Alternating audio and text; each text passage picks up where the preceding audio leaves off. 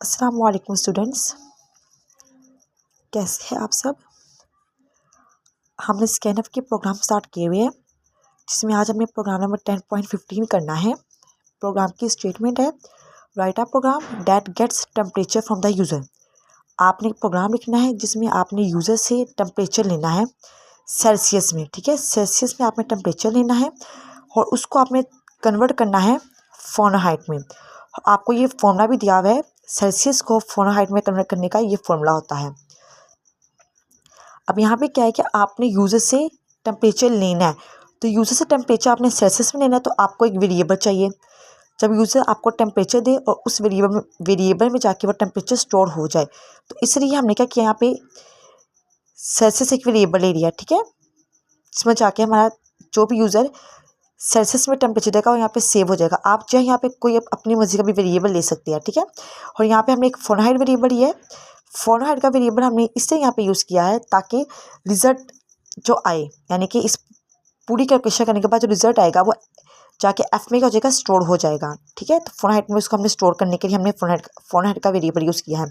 Float हमारे यहाँ पे डाटा टाइप है। फ्लोट डाटा टाइप हमने इसलिए यहाँ पे कहा कि हमारा आंसर पॉइंट में हो सकता है। ठीक है, क्लियर स्क्रीन का हमने यहाँ पे अपना फंक्शन यूज़ किया हुआ है, जिसके ऊपर हेडर फाइल कौन IO.h प्रिंट एफ। अब यूज़र के पास मैसेज शो होगा एंटर टेम्परेचर इन सेल्सियस, तो आउटपुट में मैसेज शो हुआ एंटर टेम्परेचर इन सेल्सियस। अब यूज़र टेम्परेचर एंटर किया 15.50। ठीक है, वो शो हो गया 15.50, आपने टेम्परेचर एंटर किया है। अब क्या होगा, अब इसके ऊपर होगी प्रोसेसिंग। ठीक है, यहाँ पे देखिए स्कैनफ के थ्रू, सॉरी यहाँ मिस्टेक हो गई, यहाँ पे यूज़र का मैसेज शो हुआ पहले enter temperature in Celsius, temperature enter करे सेल्सियस में, और स्कैनफ के थ्रू फंक्शन के थ्रू उससे वो ले लिया जाएगा, सेल्सियस में टेम्परेचर ले लिया जाएगा। ठीक है, और वहाँ पे उसको वो शो हो जाएगा 15.52। अब पता है कि फ़ारेनहाइट, अब प्रोसेसिंग होगी यहाँ पे। प्रोसेसिंग में आपका जो फॉर्मूला है 9.0 को 5.0, अब देखिए हमारे पास फॉर्मूले में पीछे 9/5 लिखा हुआ था। अब यहाँ पे 0.0 में इससे लगाया क्योंकि हमने अपनी क्या कहते हैं वो डाटा हमने अपनी फ्लोट रखी हुई है। ठीक है, 9.0 divided by 5.0 multiply Celsius. Celsius जो यूज़र ने दिया वो यहाँ पे इसकी वैल्यू हो जाएगी +32। तमाम कैलकुलेशन के बाद, यानी कि पहले 5.0 को मल्टीप्लाई कर जाएगा सेल्सियस के साथ, जो आंसर आएगा उसको डिवाइड किया जाएगा 9.0 के साथ।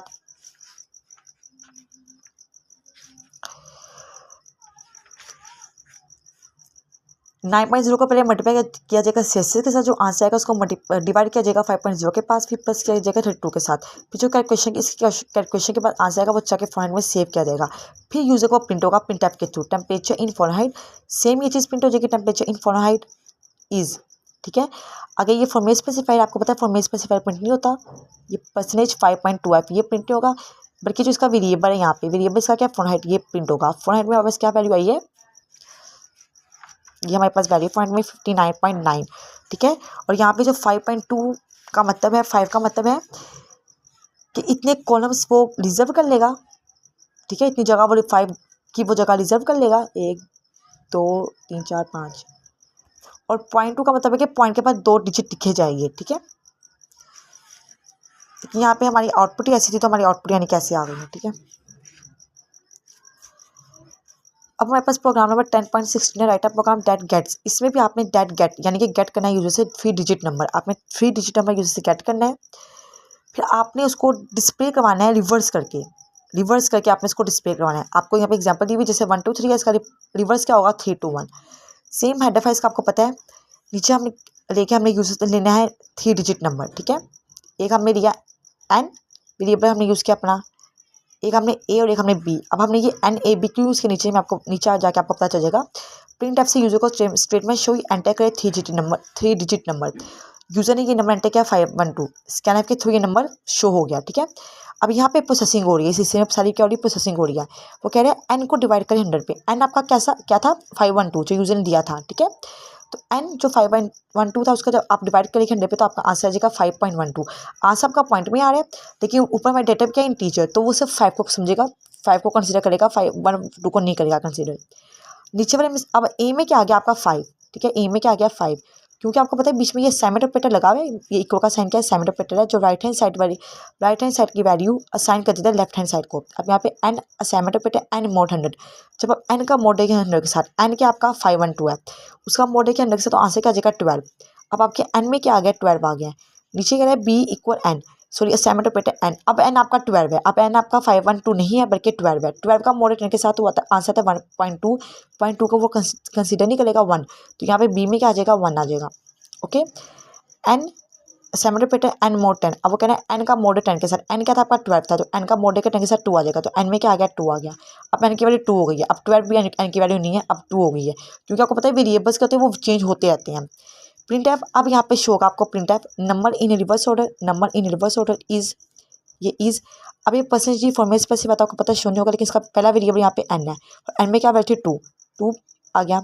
दूसरा इसका वेरिएबल क्या है, बी है, बी में क्या वैल्यू थी 1 आ गई, और तीसरा इसका लास्ट वाला ए, और ए में क्या वैल्यू थी 5, तो यहाँ पे हमने इसको रिवर्स कर लिया। ठीक है, नीचे प्रोग्राम है आपके पास, write up program that inputs phone numbers, आपने इसमें भी इनपुट लेने फोन नंबर्स, इट मीन्स आपने यूजर से लेने फोन नंबर्स। ठीक है, और आपने उसको कैलकुलेट करने के बाद उनका सम निकालना है, एवरेज उनका प्रोडक्ट निकालना है। तो सेम ये बात हमने यूजर से लेने फोन नंबर से लेके हमें 4 वेरिएबल्स चाहिए, जैसे ये ए बी सी डी, ये 4 वेरिएबल्स आ गए। ठीक है, फिर इन वेरिएबल्स को हमने सम निकालना है, तो सम को निकालने के लिए सम को, उस रिजल्ट को स्टोर करने के लिए वेरिएबल सम का चाहिए, प्रोडक्ट को स्टोर करने के प्रोडक्ट का वेरिएबल चाहिए, एवरेज को स्टोर करने के लिए एवरेज का। यहाँ पे एवरेज हमने ली हुई फ्लोट में, मीन्स के एवरेज हमारे पास पॉइंट में आ सकती है। एंटर करना है अपने फ़ोन नंबर्स, प्रिंट एफ क्या हुआ, एंटर करें phone numbers, enter phone numbers, scan F के थ्रू फ़ोन नंबर्स दिए कि यूज़र से 2468, ये यूज़र ने 2 एंटर की है। अब यहाँ पे क्या हो रही है, प्रोसेसिंग हो रही है। Sum semi operator a plus b plus c plus d को कह रहे हैं ए बी सी और डी को क्या करें, प्लस करें, प्लस करने के बाद जो आंसर आएगा उसको जाके सम में स्टोर कर दे। आंसर क्या आया, 20 आया।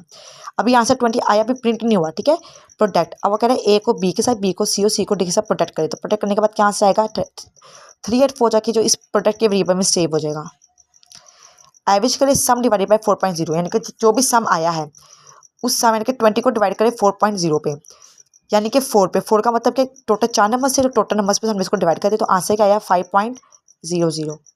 ठीक है, बेसिकली यहाँ पे आपका आंसर 5 है, 0.00 इससे साथ आ गया क्योंकि हमने ऊपर फ्लोट यूज़ किया हुआ थी अपने टाइप।